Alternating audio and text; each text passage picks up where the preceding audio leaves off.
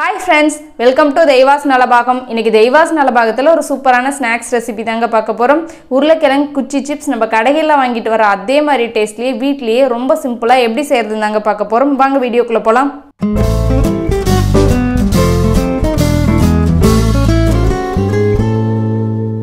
உருளைக்கிழங்கு சிப்ஸ் செய்யறதுக்கு நான் 1/2 கிலோ அளவுக்கு உருளைக்கிழங்கு எடுத்துர்க்கேன். முடிஞ்ச வரைக்கும் நல்ல நீளமான நல்ல பெருசா நீளமா இருக்கிற மாதிரி உருளைக்கிழங்கா எடுத்துக்கோங்க. அப்பதான் நமக்கு வந்து சிப்ஸ் நீளமா கிடைக்கும். சின்னதா எடுத்தா அந்த அளவுக்கு நீளமா இருக்காது. இப்போ நல்லா எல்லாம் வாஷ் பண்ணிட்டு எடுத்து வச்சிருக்கேன். இப்போ இதோட தோல் எல்லாம் நம்ம நல்லா சீவிக்கலாம்.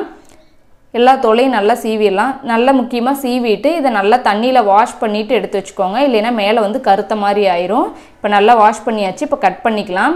இப்போ இது போல நல்ல ஸ்லைஸா உங்களால எந்த அளவுக்கு மெல்லிசா கட் பண்ண முடியுமோ அந்த அளவுக்கு நல்ல மெல்லிசா கட் பண்ணிக்கோங்க.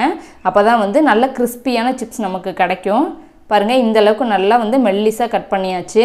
இது போல வந்து நல்லா ஃபர்ஸ்ட் ஸ்லைஸா எல்லாத்தையும் அரிஞ்சு வச்சிட்டேன் நான். இப்போ இல்லைன்னா நீங்கள் வந்து காய் சீவியில் வந்து சீவரனா கூட சீவிக்கலாம். இது போல் நல்லா மெல்லிசாக சீவிட்டு இப்போ இது ஒரு 4 இன்ச்சு எடுத்து ஒன்று சேர்த்து வச்சு இது போல் நல்லா வந்து நம்ம குச்சியாக நல்லா மெல்லிசாக வந்து நம்ம அரிஞ்சிக்கலாம். எந்த அளவுக்கு உங்களால் எடுத்து வச்சு வந்து அரிய முடியுதோ அந்த அளவுக்கு வந்து ஒரு 2-3 சேர்த்து வச்சு இது போல் நல்லா மெல்லிசாக அரிஞ்சுக்கோங்க. பாருங்கள் இது போல் நல்லா மெல்லிசாக கட் பண்ணியாச்சு.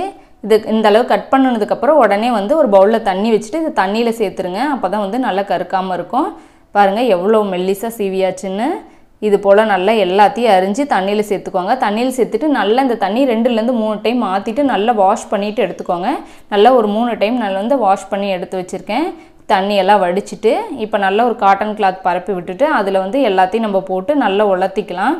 நீங்கள் வந்து உடனே செய்கிற மாதிரி இருந்தால் மேலே ஒரு கிளாத் வச்சு நல்லா தொடச்சி எடுத்துக்கோங்க. இல்லை உங்களுக்கு டைம் இருக்குது அப்படின்னா ஒரு ஃபேன் கடியில் போட்டு நல்லா ஒரு 1/2 ஹவருக்கு நல்ல ஈரம் எதுவும் இல்லாமல் நல்லா வந்து இதை நம்ம உலர்த்திட்டு எடுத்துக்கலாம். கையில் இது ஈரம் ஒட்டவே கூடாது. அந்தளவுக்கு நல்லா வந்து எடுத்துடணும். ஈரம் தொடச்சி எடுத்துடணும். அப்போ தான் மசாலாலாம் போட்டால் நமக்கு ஒட்டி வரும். ஈரம் இருந்ததுன்னா ரொம்ப சொதன்னு ஆயிரும். நமக்கு சிப்ஸும் வந்து கிறிஸ்பியாக கிடைக்காது. நல்லா வந்து இது போல் ஈரம் போக தொடச்சி எடுத்தாச்சு. பாருங்கள் கொஞ்சம் கூட ஈரம் கிடையாது. நல்லா ட்ரையாக இருக்குது. இப்போ இது ஒரு பாத்திரத்தில் சேர்த்துக்கலாம். கொஞ்சம் அகலமான பாத்திரத்தில் சேர்த்துக்கோங்க. இப்போ இன்னொரு பவுலில் 2 டேபிள் ஸ்பூன் அளவுக்கு கார்ன்ஃப்ளவர் மாவு சேர்த்துக்கோங்க. 1 ஸ்பூன் அளவுக்கு அரிசி மாவு சேர்த்துக்கோங்க அதே ஸ்பூனில்.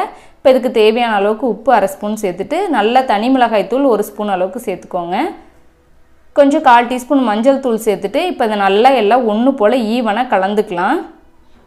அதாவது 2 ஸ்பூன் அளவுக்கு கார்ன்ஃப்ளவர் மாவு சேர்த்திங்கன்னா 1 ஸ்பூன் அளவுக்கு அரிசி மாவு சேர்த்துக்கோங்க. அப்போ தான் நல்லா ஈவனாக ஒட்டி பிடிச்சி வரும். நல்லா கிறிஸ்பியாகவும் இருக்கும். இந்த ரேஷியோவில் வந்து நம்ம எக்ஸ்ட்ரா 10 கலந்தாலும் இந்த ரேஷியோவில் கலந்துக்கோங்க.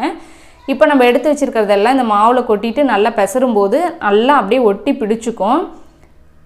பாருங்கள் இது போல் நல்லா கலந்துக்கிட்டோம்னா ஈரம் இது இப்போ இந்த சமயத்தில் ஈரம் இருந்ததுன்னா வந்து நமக்கு சொதன்னு ஆயிரும். அதனால தான் ஈரம் எதுவும் இல்லாமல் நல்லா ட்ரை பண்ணிக்கணும்.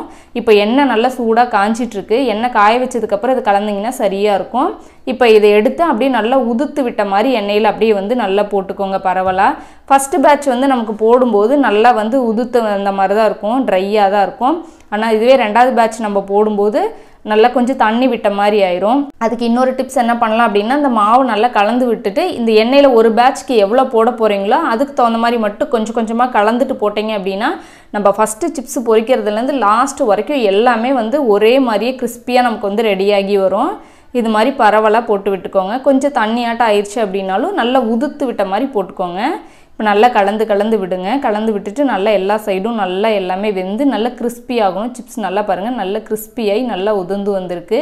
இந்த அளவுக்கு ரெடி ஆனதுக்கப்புறம் நம்ம எடுத்து வேற ஒரு பாத்திரத்துக்கு மாற்றிக்கலாம். அவ்வளோதாங்க. இதே மாதிரியே எல்லா சிப்ஸையும் நல்லா பொரிச்சு எடுத்தாச்சு. மேலே கார்னிஷிங்காக கொஞ்சம் கறிவேப்பிலை நல்லா பொரிச்சு சேர்த்துக்கோங்க. நம்ம கடைகளை வாங்கிட்டு வர மாதிரி அதே மாதிரி டேஸ்ட்டாக இருக்கும். இதை நம்ம பல்காக கூட செஞ்சு வச்சுக்கலாம். ஆனால் வந்து எவ்வளோ செஞ்சாலும் சீக்கிரமாக காலியாயிரும். ரொம்ப நல்லா டேஸ்ட்டாக இருக்கும். ரொம்ப நல்லா கிறிஸ்பியாக இருக்கும். நீங்களும் இந்த ரெசிபி கண்டிப்பாக ட்ரை பண்ணி பாருங்கள். உங்களுக்கு இந்த ரெசிபி பிடிச்சிருந்துச்சின்னா லைக் பண்ணுங்கள், ஷேர் பண்ணுங்கள். நம்ம தெய்வாஸ் நலபாகம் சேனலுக்கு சப்ஸ்கிரைப் பண்ணிக்கோங்க.